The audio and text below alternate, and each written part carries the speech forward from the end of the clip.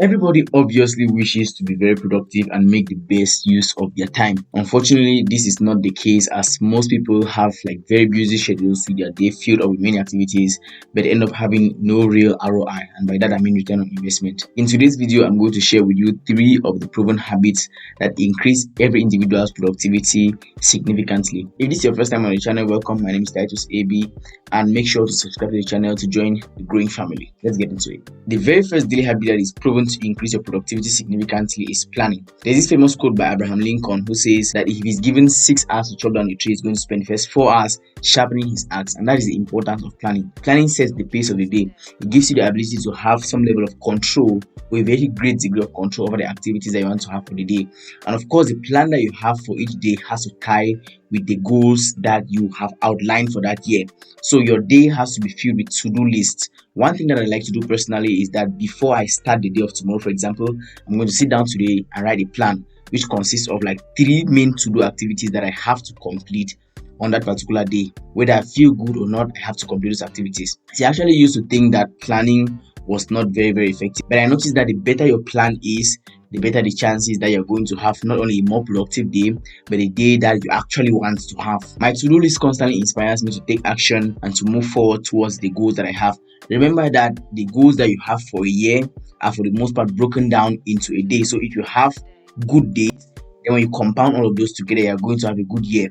It's like what Jordan Peterson says that if you fulfill your daily obligations, you don't have to worry about the future. That's the importance of having a good plan every day. A very crucial reason why you have to have a to-do list for each day is that it sets your priorities straight. And this gives you the ability to go into your day with a more proactive approach than a reactive approach. See, when you're thrown into your day without a plan, you kind of react to activities instead of create activities, or instead of foresee activities. Now, somebody who has a plan does not really react to things that happen to them. However, they create things that other people react to. Now, having the habit to plan means that you are in charge, you're prepared, you have clarity, you have a vision, and you're responsible and for the most part accountable. And when it comes to accountability, it's very important, because if you set out a given number of activities that you have to complete in a given day and you don't complete those activities, you're going to definitely feel guilty for falling short of your own expectations. So when you set a to-do list, you are creating expectations for your own self that you have to fulfill before the day runs out. Creating a to-do list for a day can entail that you block out time for specific activities, which means that from maybe 5 a.m. to 10 a.m. you have to complete this activity. From 10 a.m. to 2 p.m. you have to complete this other activity. Doing this gives you a certain level of focus and helps you to stay intentional about what it is that you want to complete. You see, for the most part, you cannot predict what is going to happen in the next 1 month, the next 2 months, 3, 4, or 5 months, but you can actually predict what is going to happen during a particular day and make sure that that thing actually happens. So you have more control when you have the habit of actually planning out your day and setting a to-do list. Now, when you're certain and clear about what it is that you want to achieve every day and you have set out a to-do list, the next very important habit is actually taking action. Just take action. Develop a habit of not sitting around. If you want to do something, just get it done. I mean, just wake up and do it. If you need to learn how to do it, then learn how to do it while doing it. Action is actually very important, and there's this quote, I actually forgotten who wrote the code. Maybe I'll put the name of the person who wrote the code on the screen. It says that the highest form of intelligence is the ability to take action. If you're always waiting to be sure about every single thing before taking action, then the chances that you actually are going to take action become very slim. So if everything is really very hard for you, what I use is a 2-minute rule.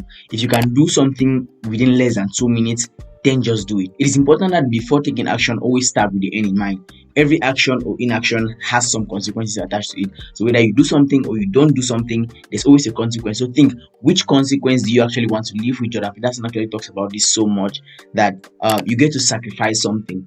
Now, it's not a question of deciding whether to sacrifice or not to sacrifice. It's a question of deciding what exactly you want to sacrifice. There's this movie that I recently watched titled Everything, Everywhere, All at Once. It's a very good movie, very philosophical if you watch it with that philosophical lens. Across the multiverse, I've seen thousands of Evelyns. If you can imagine it, somewhere out there, it exists. And it actually shows the importance of decisions.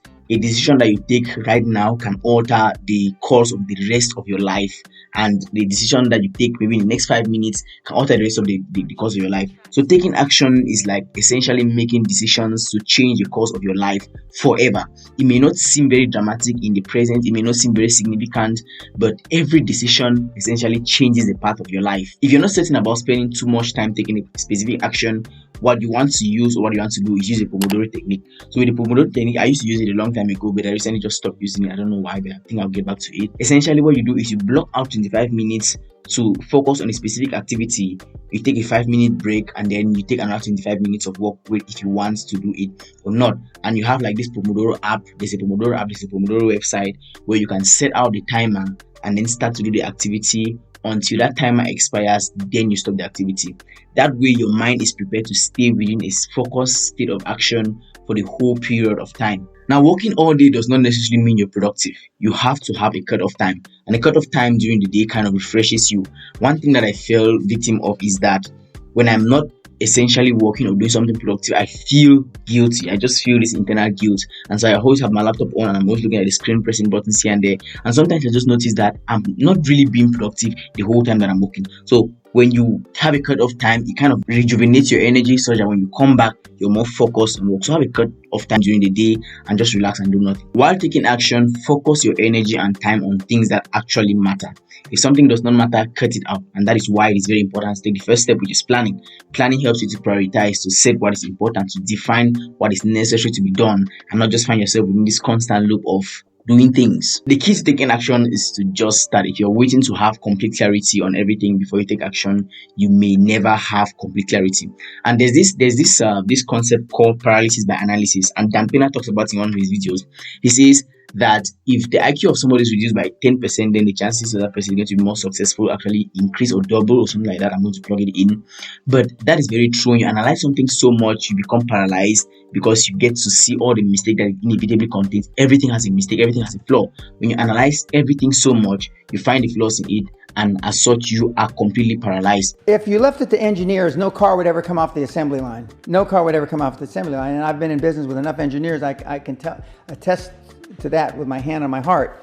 They'd still be trying to make it better. And personally, one of the things that I've been procrastinating on and analyzing so much so that I feel like I've been paralyzed is that of learning a musical instrument. I've always wanted to learn like the guitar or the piano, but I've thought about it so much such that like in the past couple of years I've not been able to even start it. Whereas if I just walked up to someone who can play the instrument and ask them to teach me, it would be a lot easier, and I would have started a long time ago. So if you're procrastinating on learning a new skill, then now is the time to start. One of the skills that I always recommend that everybody learns, and for me it's one of the most valuable skills of the 21st century, is that of public speaking.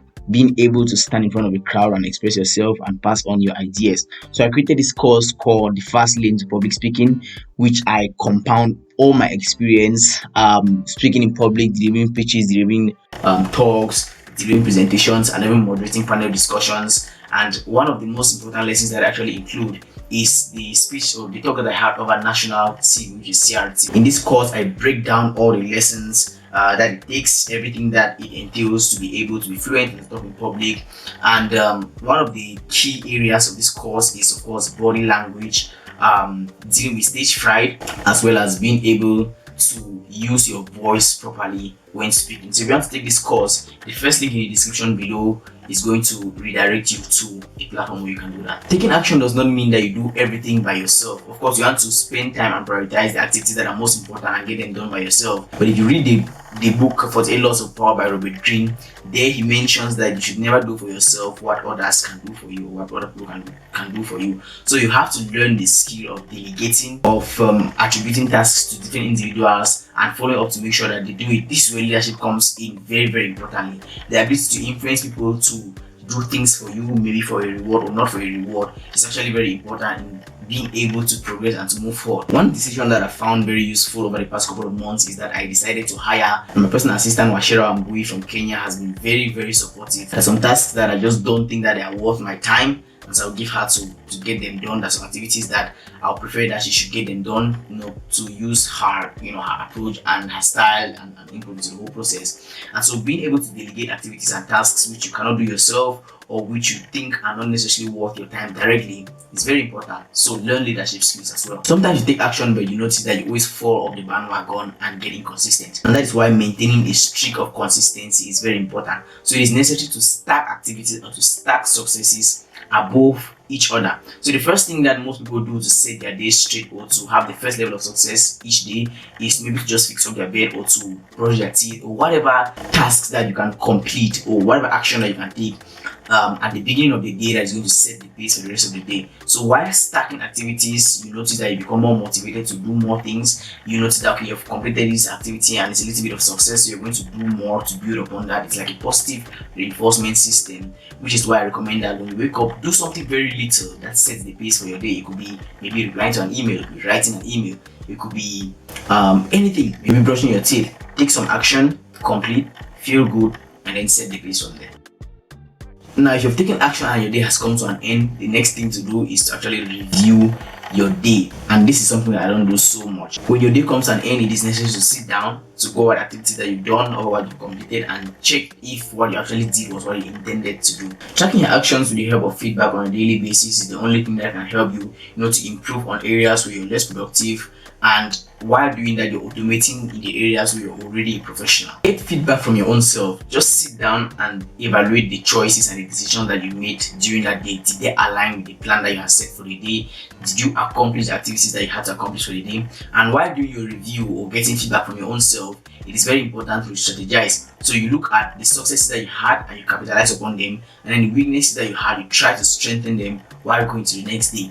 And as such, you are able to create a better strategy going into the next day. And this might take like 5 to 10 minutes. It's not a lot of time, but it's important to review and to strategize and to get feedback even from your own self. Now, these 3 habits are not set in stone and authorized by some legal system, but these habits have been proven to increase productivity significantly during the course of the day. I hope you got value from this video, and I'd like to know in the comment section which of these habits you've been practicing, which one you want to improve on, and other habits that you think that may actually increase your productivity every day. If you're new to the channel, welcome once more. My name is Titus AB, and over here I create content about personal and self-improvement, as well as some aspects of entrepreneurship and my tech and leadership career. If you want to join me on this journey to see the content that I'm going to upload in the future or bits of my experience and my journey, make sure to subscribe, hit the like button, and very, very importantly, turn on the post notifications button so that each time I upload a video, you're going to be the first to get notified. And I'm going to recommend to you some books that you read, like I do almost at the end of my videos recently. The first one is Atomic Habits by James Clear. The next one is The 7 Habits of Highly Effective People by Stephen Covey. And the last one is Eat That Frog by Brian Tracy. I hope you liked the video. If you liked it, give a like. If you didn't like it, still give a like. See you in the next video. Cheers.